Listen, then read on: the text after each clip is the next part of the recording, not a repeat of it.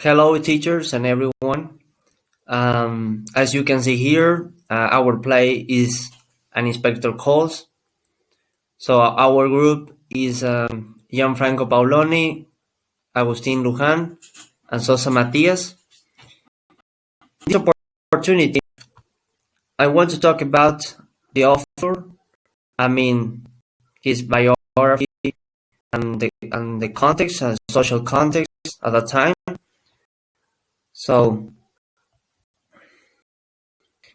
the author, the author was John Pristley. Okay, he was born in Bradford in 1894, and at the age of 16, he took a job as a union clerk at a local wood firm, and he started writing at night. During the First World War, Priestley was posted to France, and he was badly wounded. After the war, he rarely spoke of these bad experiences. But when he returned to United Kingdom, he studied at the Cambridge University. He loved studying more history and political science in 1919. At that time also he started to write again short pieces for local periodicals before embarking on a career as a freelance writer in London in 1922. By the age of 30, he was well established as a critic and novelist.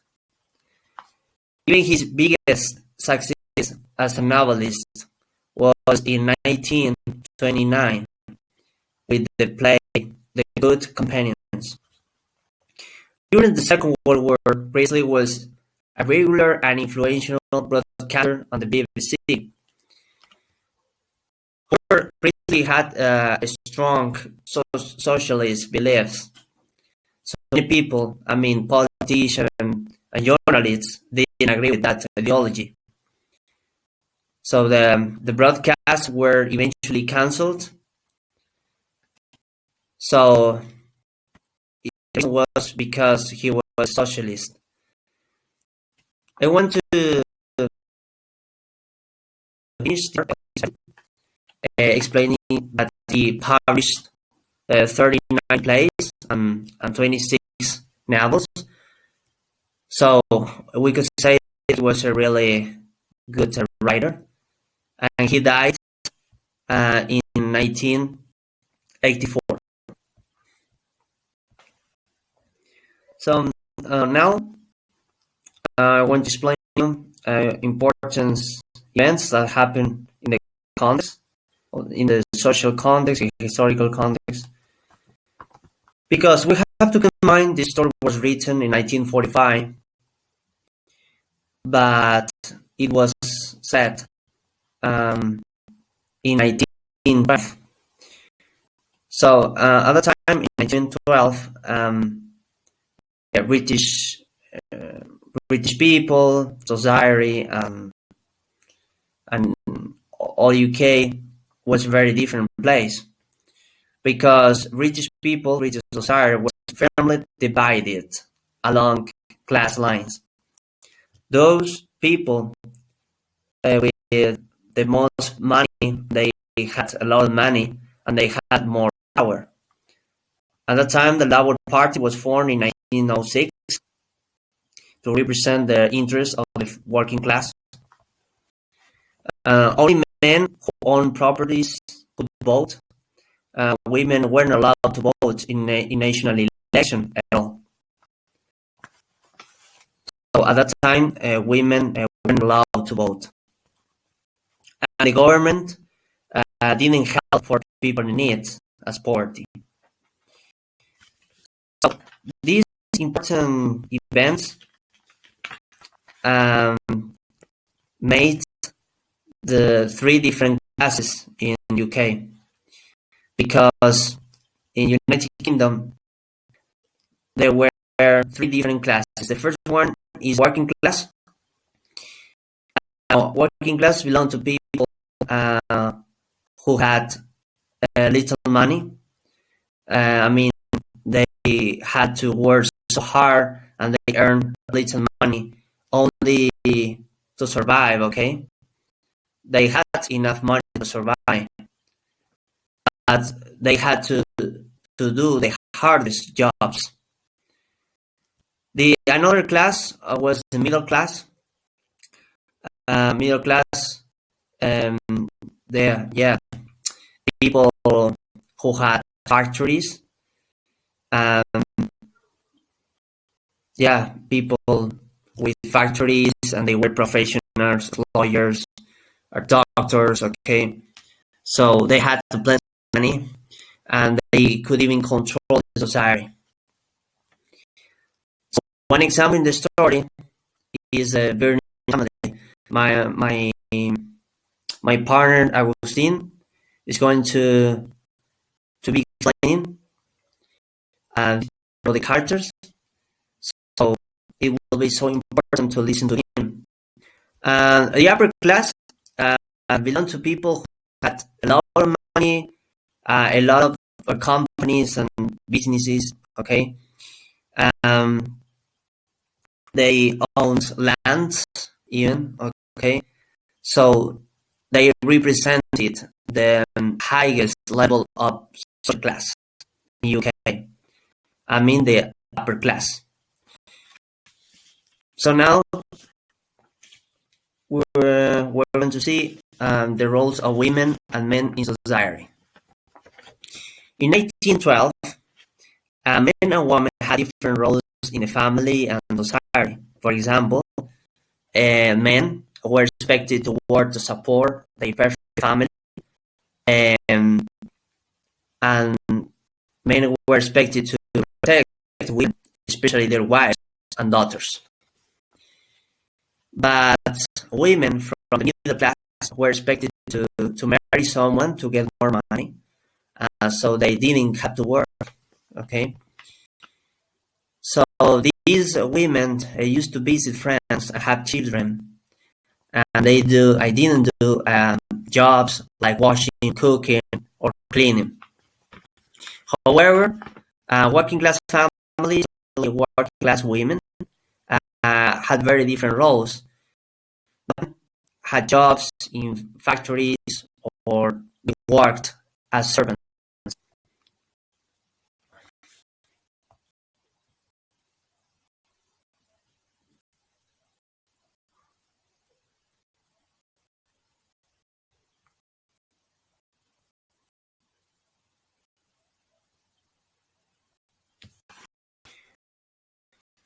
Now we had analyzed important events that happened before the First World War. Now we're going to analyze the context close to the Second World War. That was the reason why this author decided to write. Okay, so from 1930, okay, a global um, economic slump, now depression, hit many British industries. There was a big increase in unemployment, and many workers faced terrible poverty. So Priestley reflected about this economical fact. Priestley supports the idea of socialism. Socialism, what is it? Well, it's a theory of social organization that advocates the vesting of the ownership and control of the means of production and distribution of capital. So he believed that it would be a great change, or it could be a transformation for everyone, but in a positive way.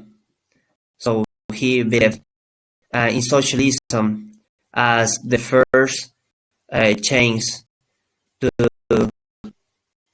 transform the vast reality that all British people live. Okay, so that's it about the context. So my partner Agustin Lujan, He's gonna be explaining the themes and characters.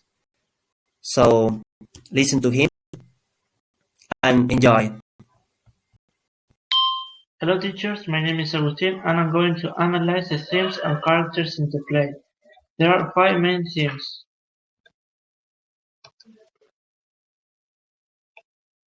Okay, and the first one is class.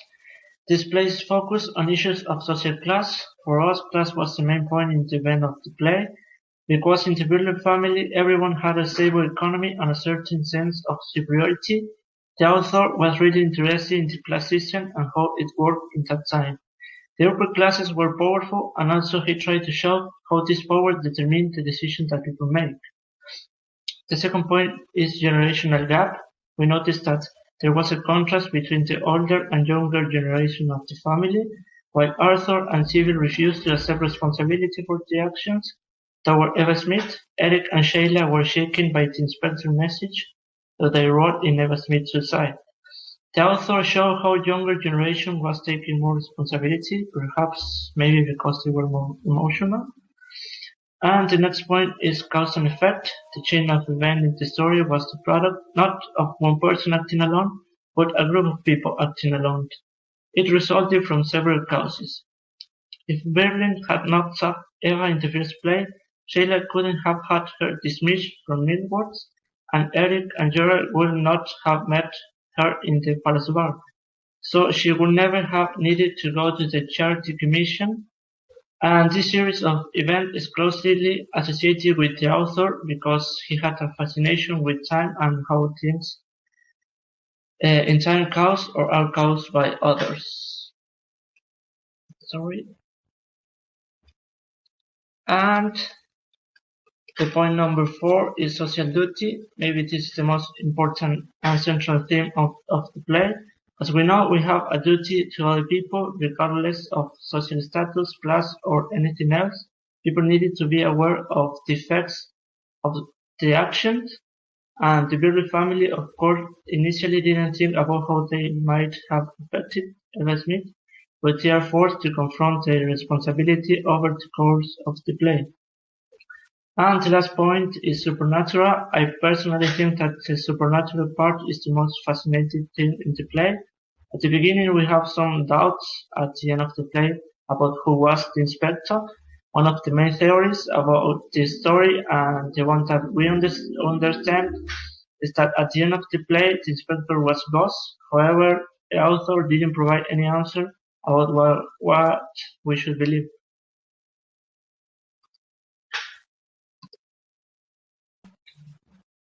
Okay, now I'm going to talk about the characters in the play.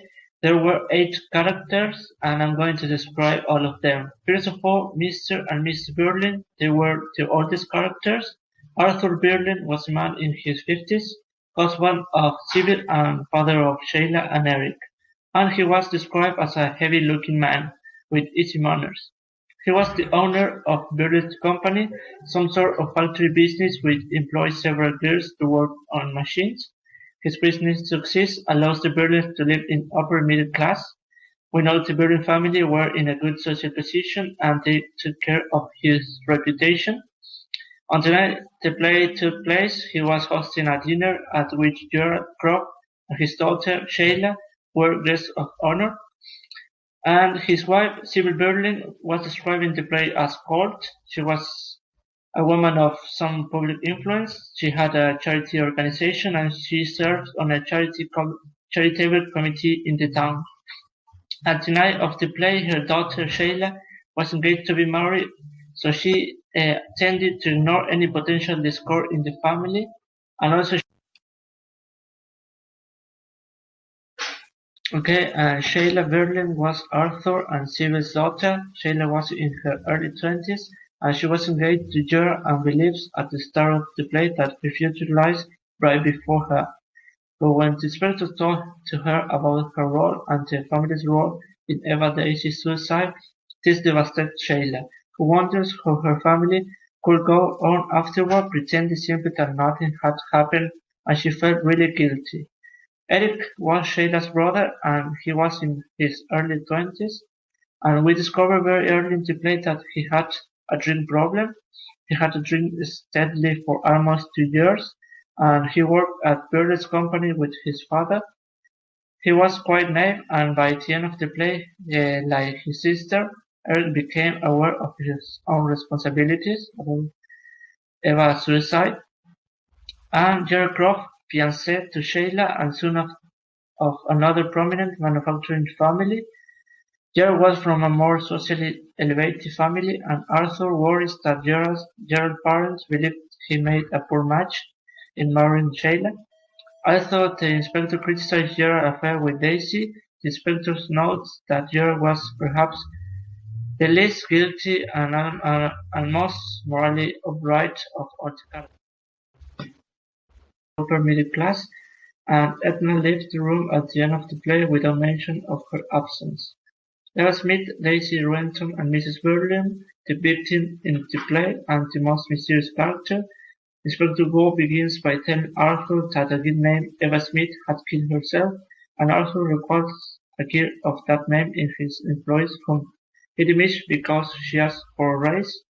Then the name of Daisy Renton appears again, and the inspector asserts she was the same person, but the inspector only shows Eva and Daisy's photograph to one person at a time, causing Gerald to wonder just before the play ends. Inspector Go, a representative supposedly of the local police force, the inspector was not a big man, but he created an impression of massiveness. He was in his 50s, and he was dressed in a dark suit. He was described as speaking carefully. He initially seems to be an ordinary police inspector, but comes to seem something more ominous, perhaps even supernatural.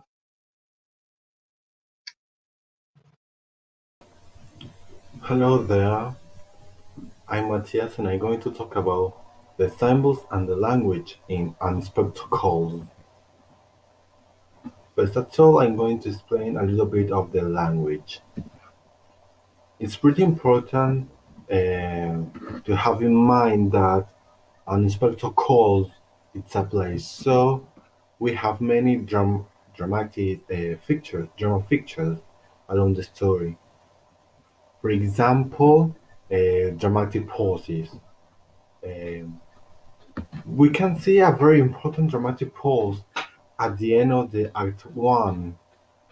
Why? Well, in theater we have an intermission between acts, so the drama pause at the end of the Act 1 is, is supposed to make people to feel a little bit anxious to know what happened next. So in the intermission, people are supposed to go to the toilet, to the candy bar, and wait uh, for the next act. Then we have repetitions. Well, in our normal life, people repeat themselves a lot. Um, Priestley wants to create a realistic characters, so repetition is an element that helps to create a more realistic character. You can see it in Sheila and Eric. Sheila, Eric, and Gerald. Then we have gaps and interruption. This is pretty funny because Priestley wants to create a really hateful character, Mr. Berlin. What? How? Um, Making Mr. Berlin interrupt a lot. Along the story, Mr. Berlin, with his ego, with his business knowledge, interrupts a lot. Sheila, for example, and this makes people hate Mr. Berlin. Fluency and length. Here, Priestley varies a lot in the length of the play because sometimes he wants to create empathy in certain feelings. For example, Sheila when she's talking about really fast, about what she has done to Eva Smith. Uh, she speaks pretty fast. She's supposed to be really hesitated and to speak a lot and really fast in order to show that she's really ashamed um, because she has done really bad things for her. So now, okay, now I'm moving to the symbol in Inspector Calls. Do you remember the quote at the beginning of the presentation? Well, if you're not, please pause the video now and go back. Okay, if you are here, well, or you remember or you checked it. Let's begin with a little bit of alcohol. Well, not the whiskey, but the bar have has a meaning. Uh, it's the same bar that Gerald and Eric attend in the story, and there they met Eva/Daisy. Um, this represents a troubled place that no matter what, uh, you will get problems. For example, Gerald has a good intention, but he's involved in all these family problems. The colors, well, the disinfectant itself represents the desire of be cleaned uh, by Eva Smith or Daisy. Um, we know that the way of um killing herself that Eva committed is pretty horrible. She killed herself drinking disinfectant, and at the same time she's cleaned and she's destroyed as well. And it has also another reference by the Inspector Ghoul because the Inspector Ghoul wants to clean the family, yet at the same time the family is being destroyed. The engagement rings, well, in the family was celebrating the engagement of Sheila and Gerald. But if you notice, in a part, Sheila gives her engagement ring to Gerald, um, and this represents that only if they can build their relationship again, only then they will marry. If they can't, they won't. It's a really strong meaning, and it represents a lot of suffering, but it also represents like another chance. And the last one, and my favorite one, is the Titanic reference. Well, in the quote we read unsinkable. Well, this ship was supposed to be unsinkable, as well the family. This is a irony that Pristley uses a lot along the story. Well, unsinkable ship and an unsinkable family. Here we can see the irony because, as we all may know, the Titanic sank at last, and the family is destroyed at the end of the story. Not destroyed, but it sank in a way. Well, that's all. Thanks for watching. Please give us a like and see you next oral group presentation. Goodbye.